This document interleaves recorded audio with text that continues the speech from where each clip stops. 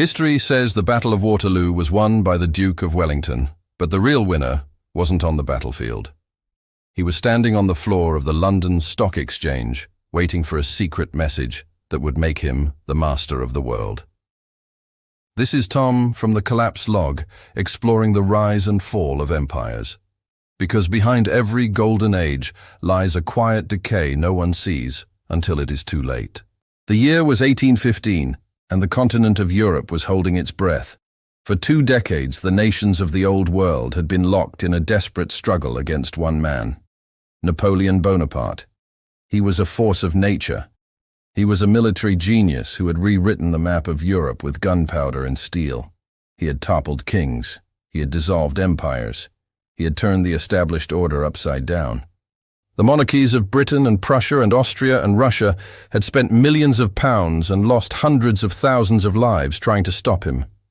Finally, in 1814, they thought they had succeeded. Napoleon was defeated. He was exiled to the tiny island of Elba in the Mediterranean. The kings returned to their thrones. The bankers breathed a sigh of relief. Peace had returned, and with it the stability of the financial markets. But Napoleon was not a man who could be caged. In February of 1815, he escaped. He landed in France with a handful of men, and as he marched north towards Paris, the French army that was sent to arrest him defected and joined him instead. The emperor had returned. The nightmare began again. This period is known as the 100 Days. It was a time of absolute terror for the financial capitals of Europe. In London, the mood was grim. The British government had borrowed massive sums of money to fight the previous wars. The national debt was staggering. If Napoleon managed to consolidate his power again, if he managed to defeat the coalition armies one more time, the British economy would collapse. The center of this anxiety was the London Stock Exchange. In the early 19th century, the stock market was not about tech companies or retail giants. It was about one thing: government debt.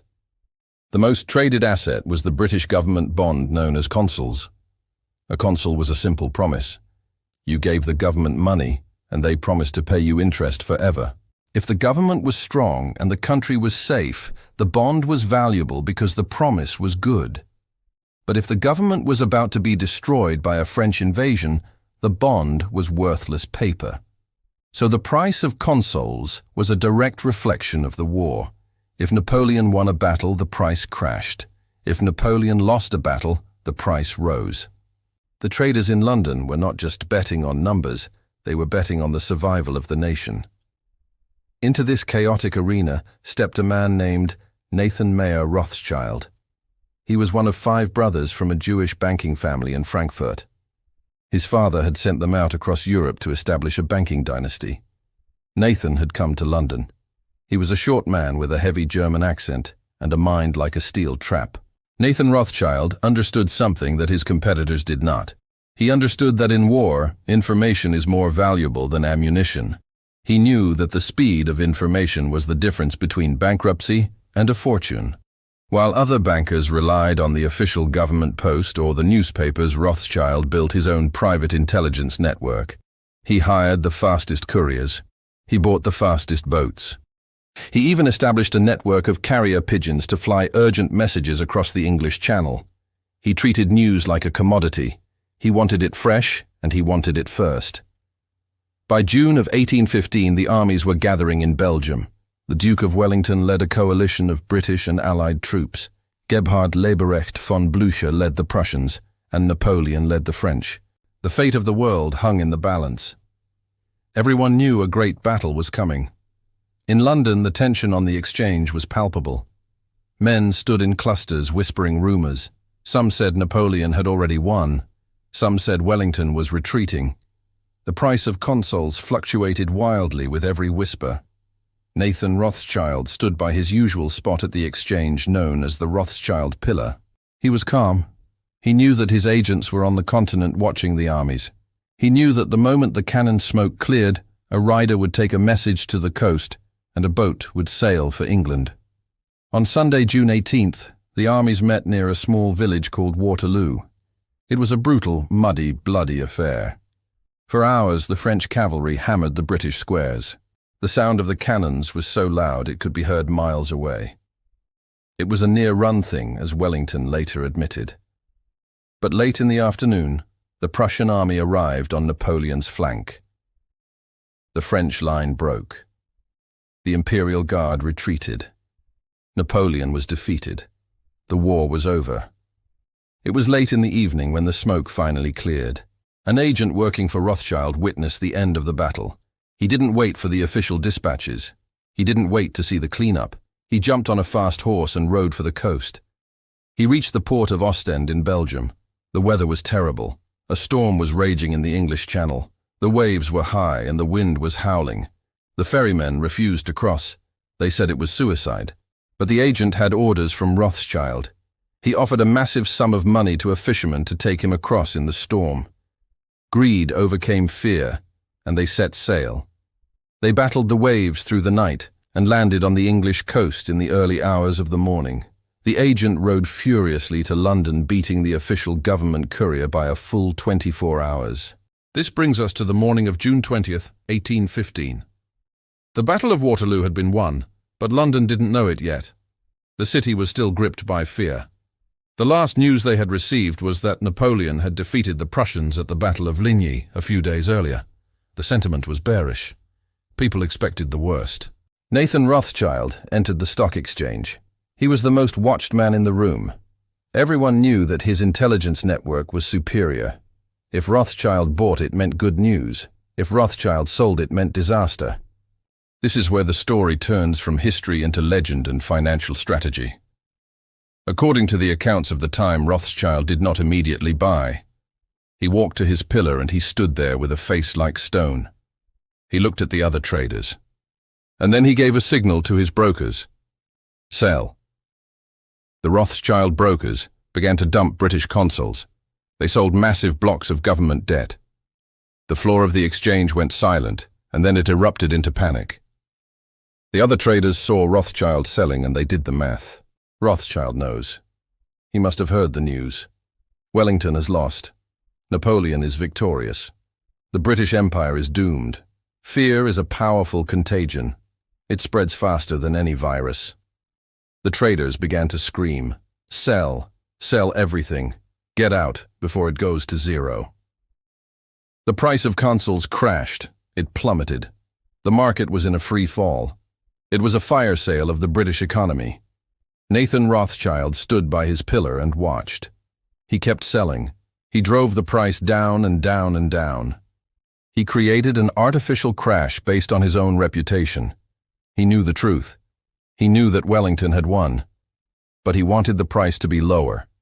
This is the cold calculation of high finance. It is not enough to be right. You have to maximize the profit. By signaling a defeat, he created a liquidity event.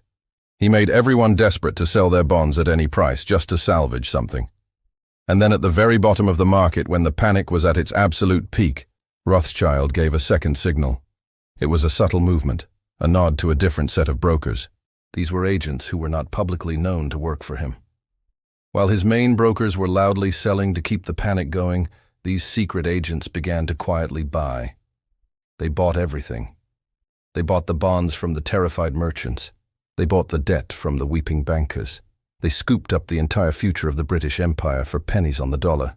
They bought millions of pounds worth of consols at a steep discount. It was the greatest trade in history. Within minutes, Rothschild had effectively cornered the market on British government debt. A few hours later, or perhaps the next day, depending on the account, the official news arrived. Major Henry Percy, the aide-de-camp to the Duke of Wellington, arrived in London. He was covered in mud and blood, still wearing his uniform from the battle. He carried the official dispatch and the captured French eagles, the standards of Napoleon's armies. He went straight to the government. The news broke. Wellington had won. Napoleon was finished. The war was over. Britain was safe. The stock exchange erupted again, but this time in euphoria. The price of consols didn't just recover, it skyrocketed. The victory meant that the British government would not default. It meant that trade would reopen. It meant a new golden age of prosperity. The bonds that Rothschild had bought at the bottom of the crash were now worth a fortune. In a single day, he had multiplied his wealth many times over. Some estimates say he made 20 times his investment. Others say it was more. When asked about it later, he reportedly said that the time to buy is when there is blood in the streets, even if the blood is your own. He had weaponized the fog of war. He had used the information gap to transfer the wealth of the fearful into his own pockets. This moment was the turning point not just for the Rothschild family, but for the history of money. Before Waterloo, power was held by those who owned land and commanded armies. Kings and dukes were the masters of the world. Bankers were just servants who lent them money. But after Waterloo, the balance shifted. The fortune that Nathan Rothschild made was so vast that it made him arguably the richest man in the world. He was richer than the King of England. He effectively became the central bank of Europe. In the decades that followed, the Rothschild family used this wealth to finance the Industrial Revolution. They built railroads. They funded governments. They decided which wars would be fought and which would not by opening or closing their checkbook. There is a famous saying attributed to the family: "Give me control of a nation's money, and I care not who makes its laws." Waterloo was the moment they took control. The story of the Waterloo bet reveals a fundamental truth about financial markets that is still true today. Markets are not efficient. They are driven by emotion, and they are driven by information. The person who has the information first wins. The person who relies on the news that everyone else has is the victim. In 1815, it was a carrier pigeon and a fast boat. Today, it is a fiber optic cable and a high-frequency trading algorithm. The technology has changed, but the game is exactly the same. When you look at a stock chart today and you see a sudden crash followed by a V-shaped recovery, you are seeing the ghost of Nathan Rothschild. You are seeing the smart money-inducing panic to buy assets on the cheap. The victims on the floor of the London Stock Exchange that day were not stupid men. They were successful merchants and bankers. But they were operating in the dark. They were reacting to the signal that Rothschild gave them.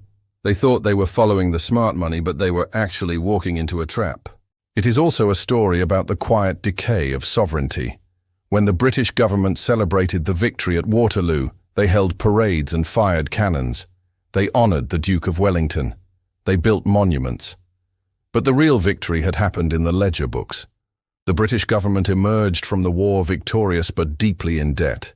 And who owned that debt? The Rothschilds. This meant that the taxpayers of Britain for generations to come would be paying interest to the banking dynasty. The soldiers fought the battle, but the banker collected the spoils. This centralization of financial power changed the geopolitical landscape. In the 19th century, if a European nation wanted to go to war, they didn't just ask their generals if they could win. They asked the bankers in the City of London if they could afford it. The bond market became the true arbiter of peace and war. If the bond market signaled that it didn't like a war, the interest rates would rise and the king would have to back down. This is why later observers called the bond market the bond vigilantes. They were the invisible police force of the global economy. And it all started on that rainy day in June when a small boat crossed the English Channel carrying a secret that was worth more than all the gold in the Bank of England. We often romanticize history. We like to think of it as a series of heroic struggles between good and evil. We like to think of Waterloo as the triumph of liberty over tyranny. And in a military sense it was. But if you peel back the layers and look at the money, you see a different story. You see a story of cold calculation. You see a story where the lives of thousands of soldiers were just variables in a pricing equation. Nathan Rothschild didn't care who won the battle in terms of ideology. He didn't care about the French Revolution or the divine right of kings. He cared about the volatility. He cared about the mispricing of risk. He viewed the Battle of Waterloo not as a tragedy or a triumph, but as a liquidity event. And that mindset is what separates the masters of the universe from the rest of us.